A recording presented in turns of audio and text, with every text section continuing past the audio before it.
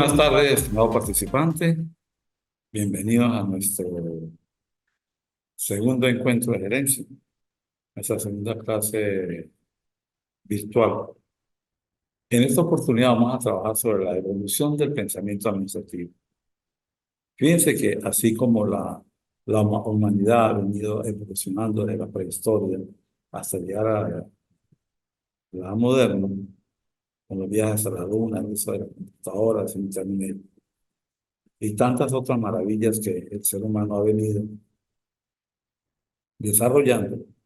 Vamos a darnos un paseo de los orígenes de la administración, de la gerencia, de la planificación, cómo la humanidad, cómo el hombre desde sus inicios vino conquistando espacios en saber, en conocimiento, en actitud y en pensamiento. Sin más preámbulos, comencemos. Cómo desde el principio de la humanidad los hombres eran cazadores y recolectores, buscaban su alimento, eran nómadas, se reunían, se agrupaban hasta en 150 individuos, aprendieron a planificar, a organizarse y a coordinar esfuerzos para poder alcanzar sus objetivos. En este caso, poder cazar los animales que les iban a proporcionar alimento, abrigo y ciertos elementos de comodidad, así como la recolección de frutos para mejorar la ingesta de alimentos. Dentro de esta evolución del pensamiento administrativo, una vez que el hombre fue evolucionando y avanzando en conocimiento, hace 12.000 años, ahí empieza el ser humano a reunirse en familias y ahí empieza, ya deja de ser nómada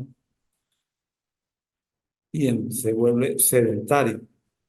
Conoce la agricultura, empieza a sembrar, cosecha y de esta forma pues va mejorando su calidad de vida. Tenemos que dentro de esta civilización antigua hay una que se destaca, la sumeria, porque tiene un sistema tributario y en ese sentido va a empezar a marcar las primeras pautas administrativas. Así mismo en Babilonia se habla ya de salario mínimo y de incentivos a la producción agrícola. Es decir, se van quemando ciertas etapas que son las que a la larga van a producir lo que es el aspecto, los éxitos o los frutos del aspecto gerencial. También tenemos que en otras latitudes el imperio chino empieza a desarrollar un sentido de administración. Con el libro El arte de la guerra de Sun Tzu aparece la necesidad de fijarse objetivos, crear una estructura administrativa, los beneficios de la comunicación, el elemento de control y todo ello para hacer que el Estado sea cada día más eficiente. Fíjense como en cada momento el ser humano va haciendo aportes a la administración, a la gerencia. Si continuamos con los egipcios, vamos a encontrar las grandes construcciones de las pirámides y podemos ahí observar una coordinación de recursos humanos y materiales. Aparece el elemento de liderazgo para motivar a que los esclavos hicieran o cumplieran con su parte. El carácter autoritario y la responsabilidad en la administración pública ante los faraones, porque recordemos que esas eran obras del Estado que como tal debían rendir unos frutos y había que presentar cuentas. Podemos empezar a creer que ya desde los egipcios, ha venido evolucionando ese tipo de teorías. En relación al pueblo judío e Israel, aparece el principio de la delegación, que forma parte de la dirección. El director delega en alguien sus funciones. ¿Para qué? Para poder atender de otra manera más precisa lo que las actividades que hacer. Podemos observar fácilmente cómo Moisés delega en Aarón parte de sus funciones. Para él, por un lado, descansar, liberarse de tanta carga pesada, y por el otro, para que Aarón fuese tomando el control y en un momento dado pudiese reemplazar. Asimismo, tenemos que en la antigua Grecia, donde se forman las bases de la democracia, aparecen en una especie de separación de poderes. Y con la separación de poderes, pues también el, el asignar responsabilidades de acuerdo al lugar dentro del aparato público administrativo en el cual se encontrase el sujeto. El Imperio Romano, pues, proporciona una organización altamente funcional, en el cual ya definitivamente separa las funciones de acuerdo a la jerarquía administrativa. Es decir, no todos los individuos del aparato eh, público administrativo tienen los mismos deberes y los mismos derechos. El Imperio Romano marca la diferencia y va separando paulatinamente cada uno de los mismos. Llegamos luego a la Edad Media, en la cual en la Edad Media tenemos que aparece un elemento político llamado el feudalismo. Y podemos observar que el señor feudal administraba sus bienes y los bienes de sus subordinados.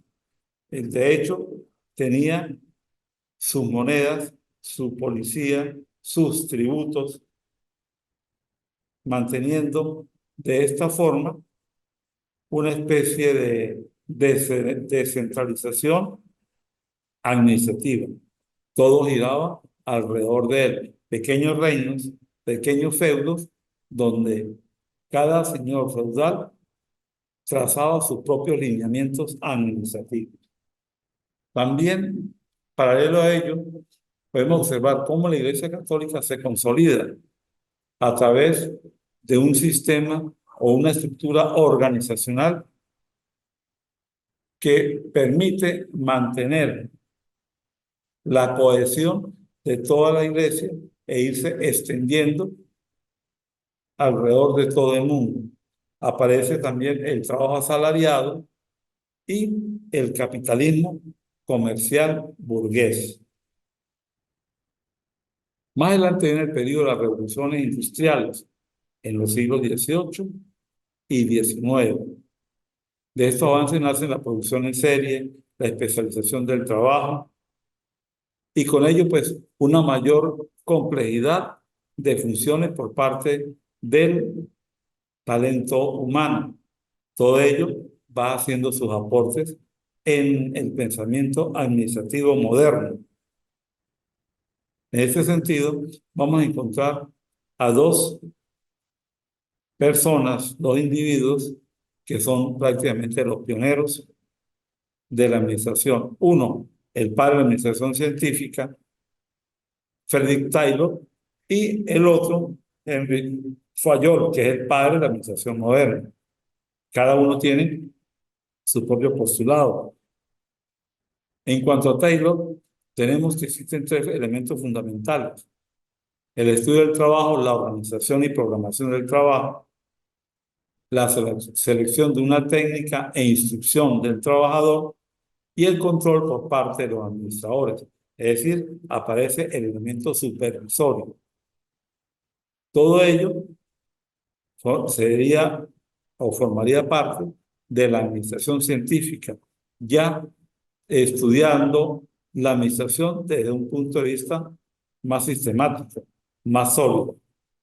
En cuanto a Fayol, vamos a tener que existen elementos claves, como la agrupación o conjunto de actividades que realiza la organización, es decir, las operaciones que efectúa una empresa, la definición de funciones que debe desarrollar cada individuo dentro de su departamento, la formulación de criterios que deben orientar la actividad administrativa, es decir, cuáles son los principios generales de la administración. Entonces, mientras que uno de los científicos crea la, la teoría científica, el otro es el padre de la administración moderna. Ambos, en su momento y de acuerdo a sus ideas, hicieron los aportes, vamos a decir, más sistemáticos, más organizados, más puros. Asimismo, tenemos que después de Taylor y Fayol aparece Gann y su diagrama de flujo, que es lo que permite observar o mirar en un determinado plano cómo se van a estar desarrollando las diferentes actividades, cómo se van a evaluar, cuáles son los resultados o los posibles logros, para en base a eso ir trazando las teorías modernas del trabajo. También tenemos a Max Weber, quien promulga la burocracia, viéndola o teniéndola en cuenta como el rol administrativo que deben desempeñar cada trabajador o cada supervisor, cada cuadro dentro de la organización, dentro de la empresa. También tenemos otro científico, Herbert, que nos habla de la motivación y le da al trabajador un elemento clave, que es aquel trabajador que siente una motivación que le permite, de acuerdo a la motivación, identificarse con la empresa, con la organización. Es decir, tener sentido de pertenencia con la organización. Y en base a ello, pues asumir mayores compromisos, mayor responsabilidad, porque de acuerdo a su motivación va a tener un alto grado de compatibilidad con el ente en el cual se desenvuelve, en el cual se desarrolla. Esta motivación, pues, va a generar en él el esfuerzo máximo por alcanzar los objetivos que tiene como sujeto, como departamento y por ende como organización u empresa. Otra escuela, hemos estado hablando de las escuelas, prácticamente unas escuelas europeas y la escuela americana. Hay una escuela muy famosa, la japonesa, en la cual estamos tenemos una serie de técnicas como el justo a tiempo, el Kaizen, la teoría Z y el Kanban, que es la que, como resultado de su filosofía propia, fue produciendo unos elementos claves para ser tomados en cuenta en cuanto a la parte administrativa. Uno de sus representantes, el cual es el más relevante, Ouchi, sugirió que dentro de la organización no hay cabida para egocentrismos, no hay cabida para yoísmos, no hay cabida para protagonismos, sino que cada elemento forma parte de un todo, que lo que priva es el todo de la organización, de la administración, de la empresa, no de lo que haga un sujeto, ni permitir que este sujeto sea el que se considera la pieza fundamental, no, sino que todos forman parte activa, eficaz y dinámica de la organización. Llegamos a la escuela americana, en la cual tenemos a dos elementos muy importantes, a McGregor y a Peter Drucker. El primero, McGregor promovió la teoría Y como respuesta a la teoría Z, y en el cual dice que la motivación es el elemento vital que junto a la capacidad permitirá asumir con responsabilidad mayores logros, mayores retos por parte del trabajador. Es decir, de allí va a surgir una conducta que es la que va a trascender la búsqueda de los objetivos que se hayan trazado. Y en cuanto a Drucker, habla de una administración por objetivos. Es decir, debe haber una correlación entre los objetivos y las diferentes estrategias. La estrategia, a medida que se va desarrollando, nos va a permitir ir avanzando y alcanzando los objetivos de la organización, llegar hasta lo que se ha trazado, hasta lo que se ha planificado. El hombre, el ser humano, se siente satisfecho cuando alcanza sus objetivos. ¿Por qué? Porque sabe que de una u otra manera forma parte de la organización, forma parte del triunfo o del éxito de la empresa. Finalmente vamos a llegar a lo que es el aspecto de la planeación estratégica, en la cual nos dice que se trazan estrategias, metas, para en la medida en que se vayan desarrollando, ir haciendo los ajustes respectivos para alcanzar a largo plazo los objetivos que se hayan trazado en un momento dado. Es decir, la planeación estratégica nos va a conducir o nos va a dar las herramientas para que, estudiando tanto lo que está adentro, lo vamos a proyectar hacia la parte externa. Y a la vez que vamos a determinar cuáles son las debilidades y las fortalezas de la organización, de la empresa. ¿Para qué? Para que de esta manera podamos también descubrir las oportunidades y las amenazas. Es decir, volver más competitiva la organización y de esta manera, pues alcanzar los grandes logros que nos hayamos fijado. Todo de acuerdo a los objetivos que vienen a plasmar o a darle forma a la misión y a la visión de la empresa. De esa manera, estimados participantes, pues vamos culminando con un aspecto de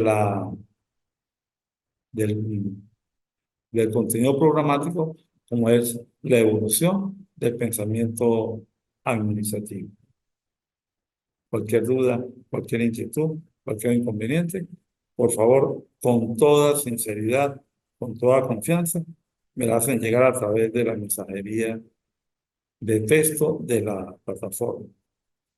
Hemos trabajado un poquito más rápido debido a que, como se lo expliqué, tenemos problemas con la conexión eléctrica y con la calidad de las conexiones de Internet.